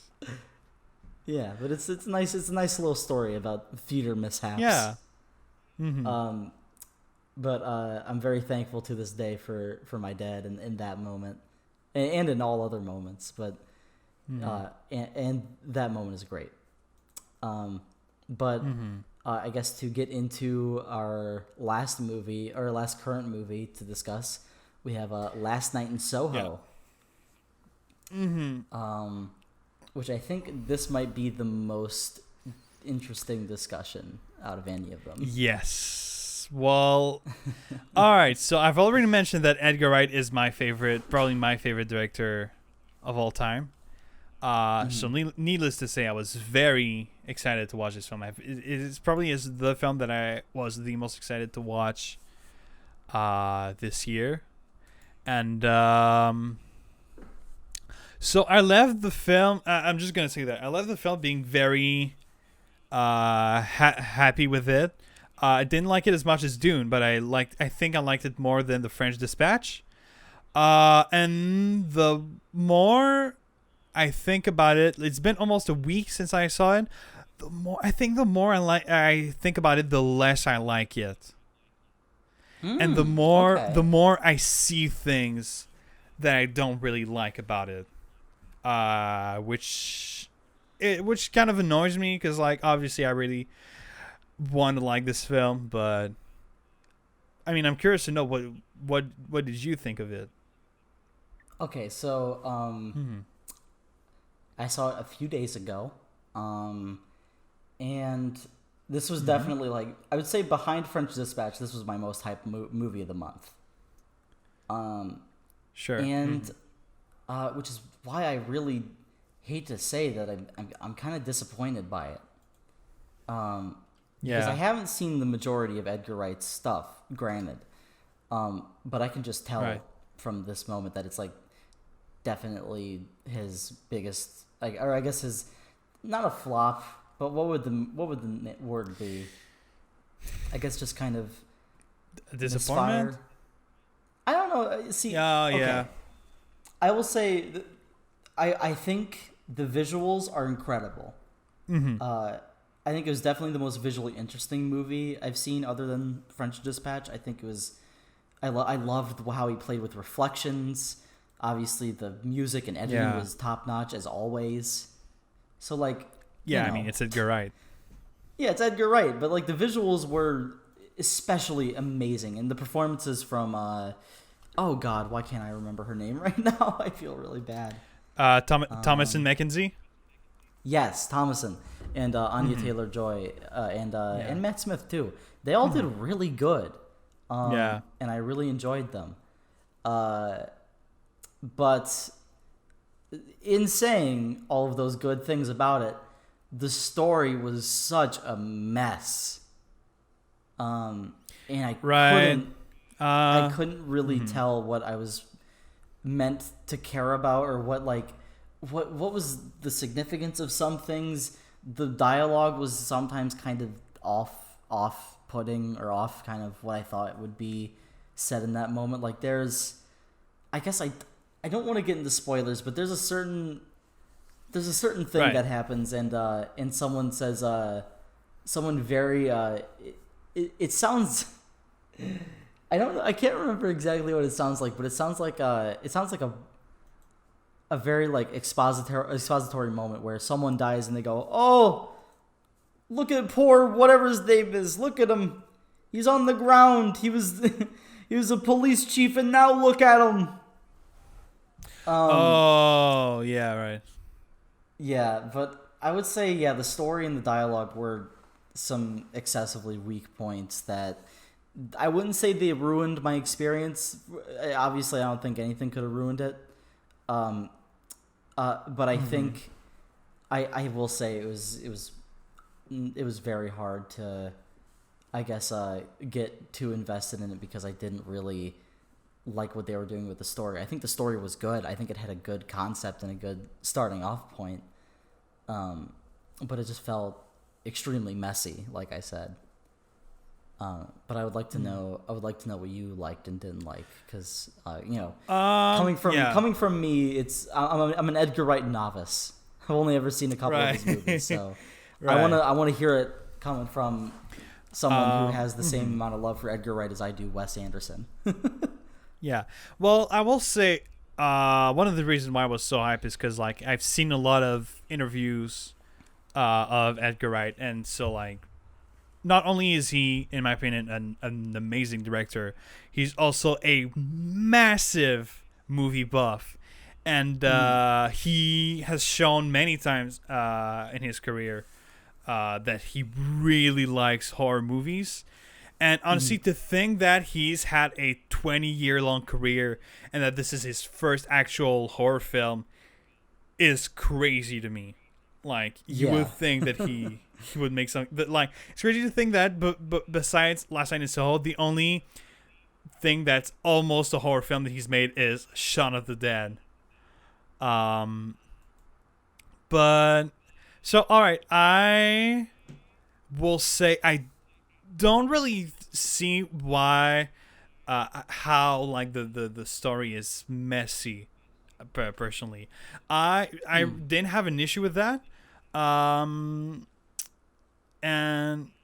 so I don't know if I really had that much to say about it, to be honest. But like, I don't know if it's his worst film, but it's I will say it's about as high as The World's End, which I think is his weakest film. Like, besides Last Night in Soho, I think they're kind of equal in his filmography. I'm kind of interested. What's your what's your Edgar Wright ranked look like? If you don't all mind. Right. So yeah, sure. Hold on a sec. So at the complete bottom, there's, I don't really know if I can really count it in this list, but the worst film that Edgar Wright has made that I've seen is this film called A Fistful of Fingers, which is a film that he made when he was 20 years old.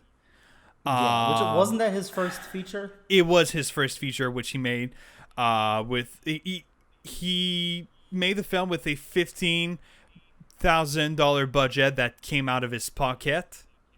So self-produced film and everything, and I appreciate the effort, but it feels like a pretty uninspired Western version, like cowboy version of Monty Python and the Holy Grail, basically. Like, there's a lot of jokes that are almost like copied of not necessarily copied, but very highly inspired from this film. And then, well, there's two things that he made in his career that are don't know where to place them in the list because they're kind of like miscellaneous things. First of all, there's the Sparks Brothers, which is a documentary that he made that actually came out this year, which is the second film that I watched in theaters this year. And it's like, how do you want to compare a documentary with fiction films? I usually include documentaries with like it's just I'd have to think about it is what I'm trying to say. I understand. Like yeah. So I'm just for this, I'm gonna put it on the side, as well as Spaced, which is a TV show that he made the first time he worked with Simon Pegg and Nick Frost, which is honestly like it still holds up. I think it's pretty good. Then, if now for the his movies, I'm not sure which one I like more, but at the bottom there's The World's End and Last Night in Soho, as I said previously. Okay. Then honestly, I'll say it's Baby Driver. Baby Driver, Shaun of the Dead, Hot Fuzz, Scott Pilgrim versus the World. Okay. That's basically my ranking. And I don't know what I was going to say after that. But it is now I remember. So as I said, Edgar Wright is a very big he's a very big fan of horror films, and that was his first time actually making one. So I think what might have happened is that he was too, when you're used to make like comedy films that are just meant to be not necessarily just meant, but mostly like very entertaining films, especially in terms of like the story. It kind of makes sense that he wouldn't do something, because I saw some people complain about it that it was like too cute and not creepy enough, which is first of all, I don't think the film really needed to be like really scary. Oh no, not at all. Like, especially as someone who can get scared pretty easily, I'm happy that the film is not like very scary. Yeah, I honestly, if you didn't tell me that Last Night in Soho was, or like if I didn't know already that Last Night in Soho was meant to be a horror movie, I probably wouldn't have guessed it by seeing it. Like, there's some horror elements laced throughout, like the effect that he does on the effect that he does on some of the hallucinations are pretty good. Like, they're pretty a little creepy.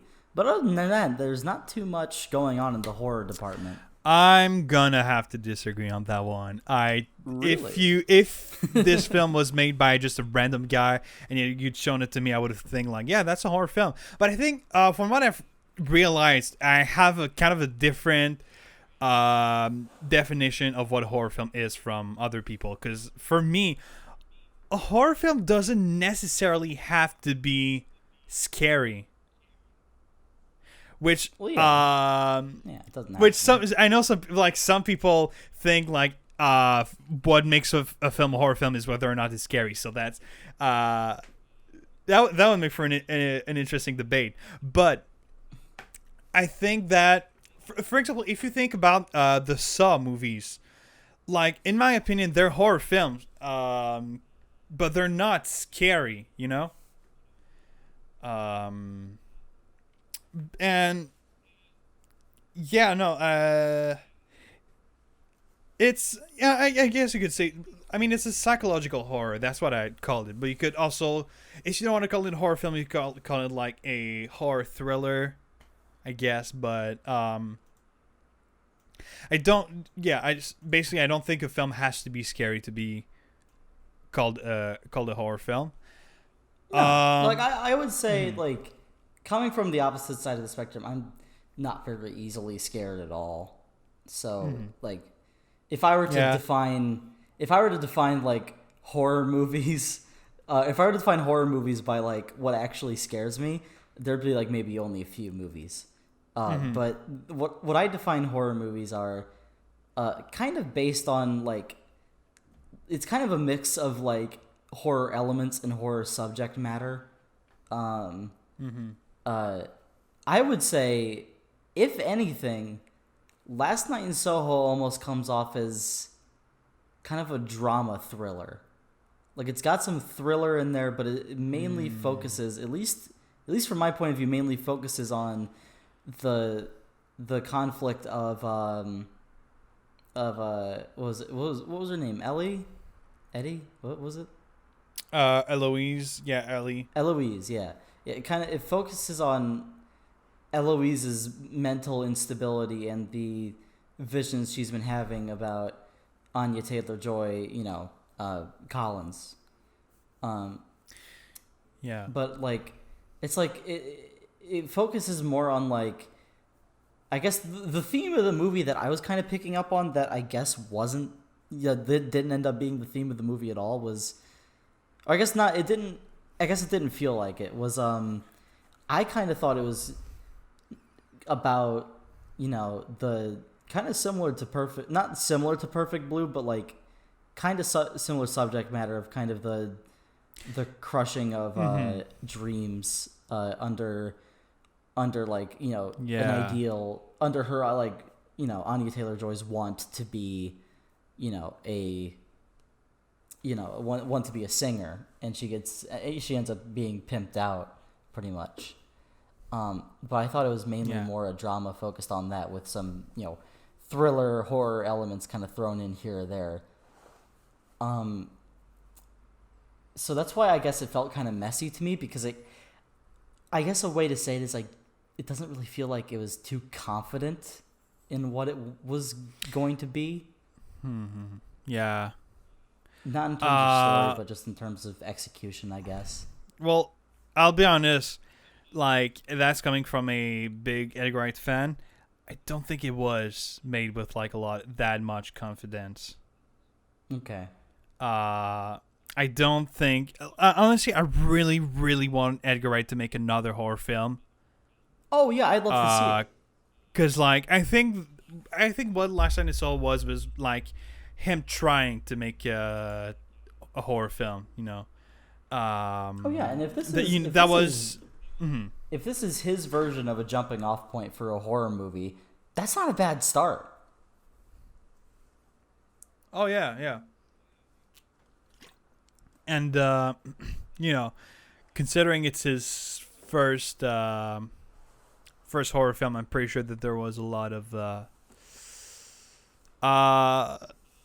don't know how to say it, but like, basically I'm pretty sure that if he ends up making another horror film, it's gonna be much more well executed, and I'm really curious to see what it would be like. Okay. Yeah, me too, actually. Yeah. I will be. Obviously, I was already planning on keeping an eye on, but I'm definitely keeping an eye on Edgar right after this to see what his follow up will be. Yeah. But that's all. That's pretty much all I had to say about Last Night in Soho. Yeah. The only last thing I'll say that I wanted to say earlier, but I forgot, that I think is kind of funny, is like, it was my most one of my most anticipated films of this year, and not only was it like not my favorite Edgar Wright film, but it wasn't my favorite Edgar Wright film that came out this year, which I think is kind of funny. That is kind of funny.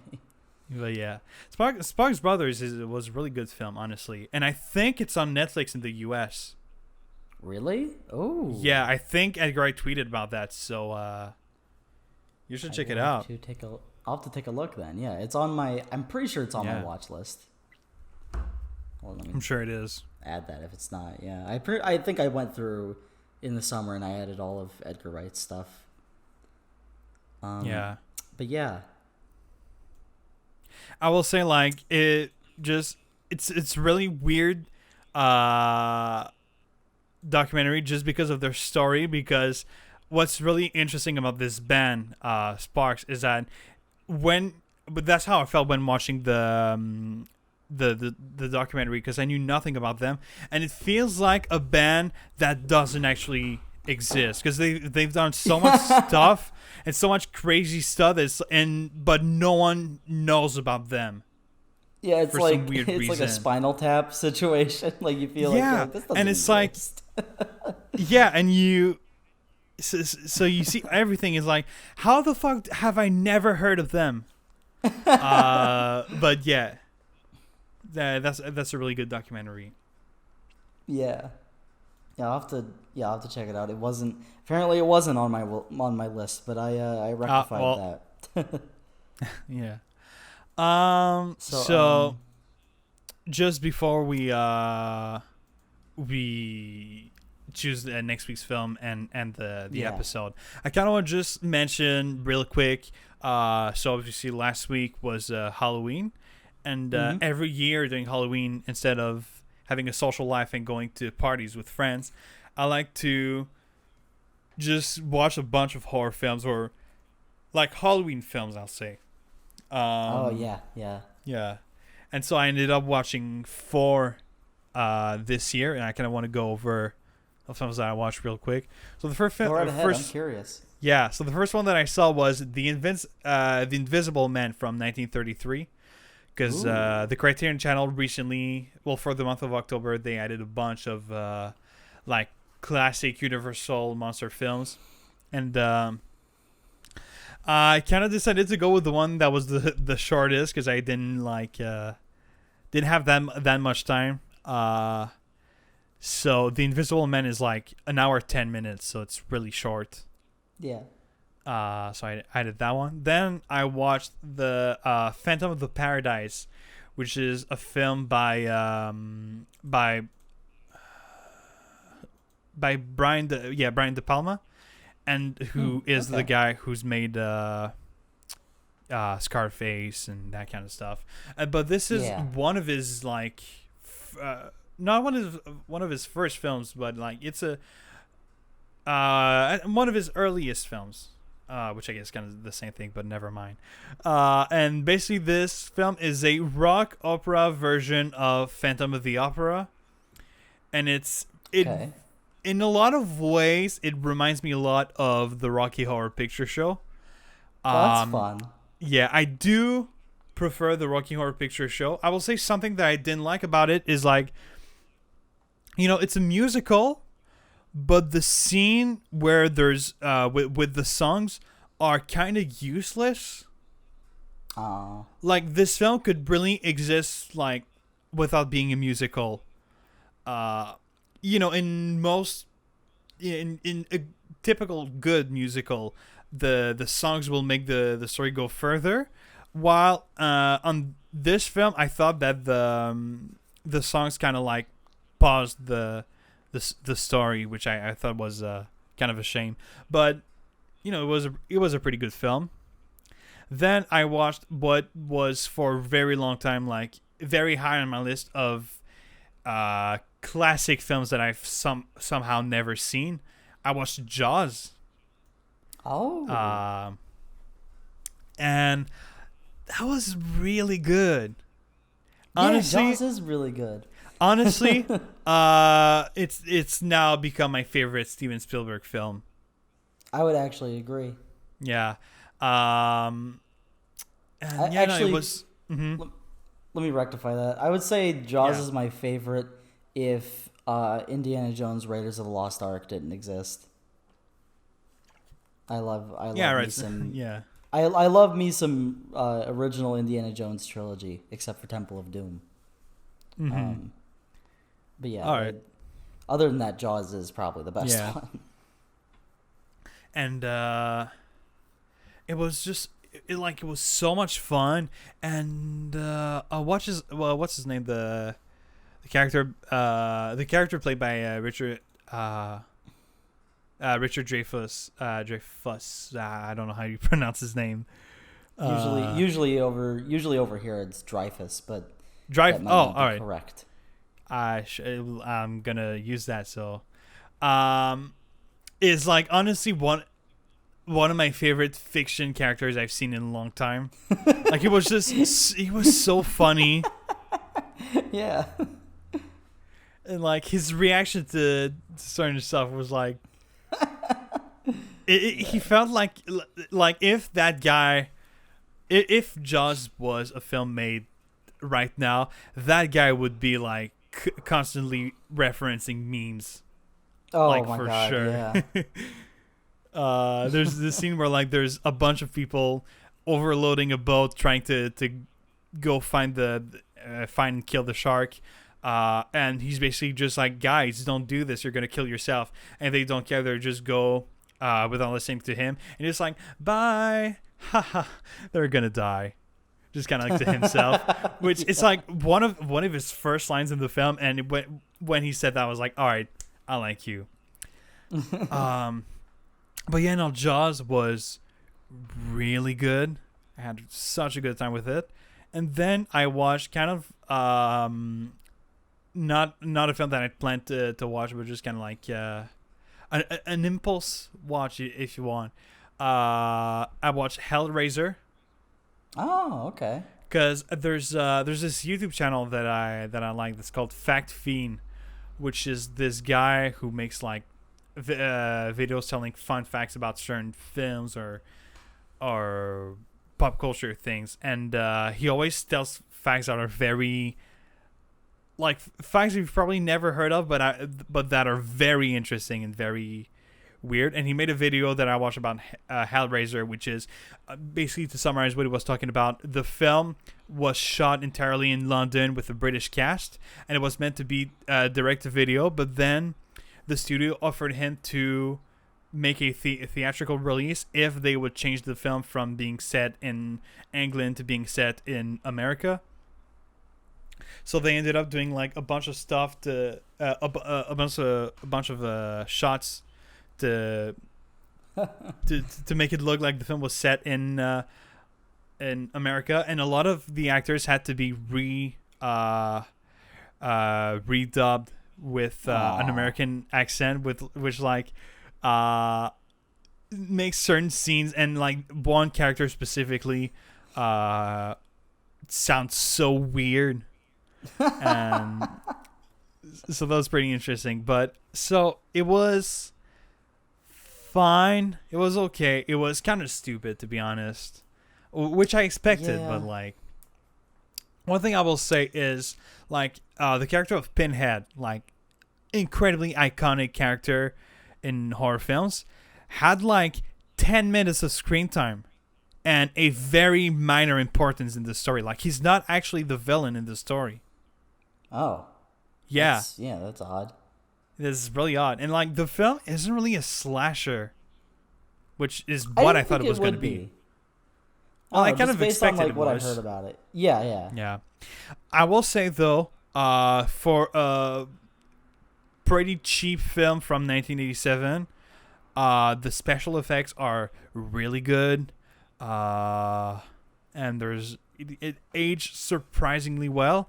And like, the guy who directed the film, Clive Barker, is the guy who wrote the original story of Hellraiser, and he's like a comic book artist. He's not actually a director, but he was asked to direct the film, and which could have created like, that was one of the facts that he said in the video, is right before they started shooting the film, he went to a library, looked if they had a book about directing films, and they didn't.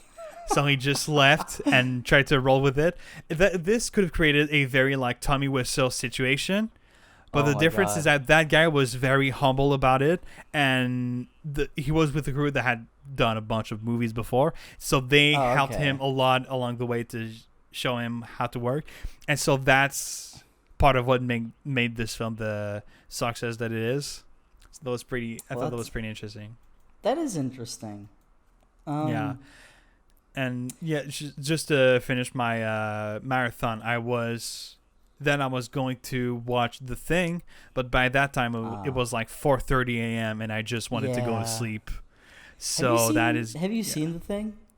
Well, no, I haven't. That's mainly why I wanted to watch it, because like, I've been really curious about watching. I've heard so much stuff about it, and what's funny is literally a couple of years ago when I was like 14 years old, I wanted to do a marathon as well, and I to show that this was a while ago, I went to a video club to rent the movies, and I rented the thing, but what I hadn't noticed is that I accidentally rented the 2011 remake. Oh. Yeah, so I was like, I don't want to watch that, so I didn't. Yeah, that's fair. Mm-hmm. But One I day. guess okay. Mm-hmm. One day, I had Yeah. a couple things I wanted to mention before we got into the end. So, Mm-hmm. as you may know, and as probably a lot of other people who watch our show know, the Criterion sale started. The Criterion November half off sale started. And I got my first few pickups.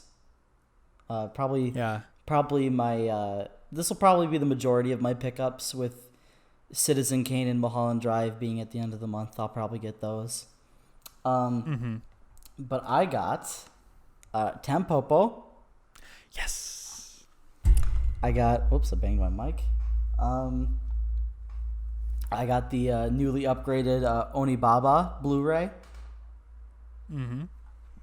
I got let's see, Yojimbo and Sanjuro. Oh yeah, I gotta get that one. And I got Salo. No fucking way you actually did. Yeah, I'm holding it in my hands right now. I have the Criterion Blu-ray of Salo. And I don't know when I'm going to watch it, as I have a lot of other Criterion films to pick up or to catch up on, but I will update when I do. But yeah, that was my pickup. Yeah. Well, I also have something to say about the Criterion sale. I took the very difficult decision to not buy anything from this sale. Because I had to do a lot of thinking to come to this point, because I was really excited about the sale, so many things I wanted to buy, but I ended up realizing that I don't have enough money to really have like something worth it, and the shipping is too it's too much, and oh yeah, I get that.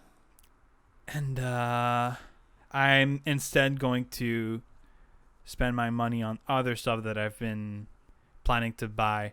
Like there's I don't know if I've ever said that on the podcast, but I really like to play Dungeons and Dragons. Oh, okay. And yeah. And I plan to buy like a not a starter set, but get kind of like a pack with like the 3 main books of Dungeons and Dragons, because I've only been a player, but I want to be like a dungeon master, which I don't know if you know anything about Dungeons and Dragons. I do. Yeah, I played a good bit in high school. Oh, nice. Well, yeah, I was always a player though, and yeah. Well, so the dungeon master is the one that like controls the story, and that's kind of always been something that I've been curious to do, but I never really knew the rules, and not knew know the rules enough to be a DM, but I'm gonna try to learn, and I'm gonna try to make my own campaigns, and yeah, that's gonna be fun. So I'm gonna do that instead of buying some Criterions. Okay. Yeah. But I also bought, I did buy one film, not from the Criterion Collection, but just in general. I bought the Blu-ray for David Lynch's Dune. Because it was very cheap on Amazon. It was like $10. Nice. And I expected, I thought it was going to be like 30.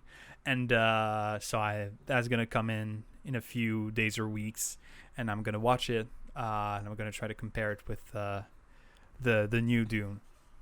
That's awesome. I was actually going to watch. I had a few hours to spare before I went to go see Dune in the theater, and I was gonna watch it on HBO Max, but I fell asleep on my couch and I did not end up watching it. So Nice. that will also be something I'll watch sometime soon. But yeah, I guess okay. There's one other fun little thing I want to mention. Sure. So as you know, Phil, because you follow me on Twitter, I had an event on my Twitter account in the past month. Yeah. And so okay, as most of our viewers probably already know, the character Sora from Kingdom Hearts was added into Smash, and this is very, very off topic for a movie podcast, but it all makes sense in a second. So, I decided the day before that direct that announced Sora, I was like, "There's no way that Sora is gonna be in Smash." So I am going to solidify my confidence by making a bet. So I tweeted, if Sora gets in tomorrow, if Sora is in Smash tomorrow, I will dress up as Joaquin Phoenix Joker for Halloween.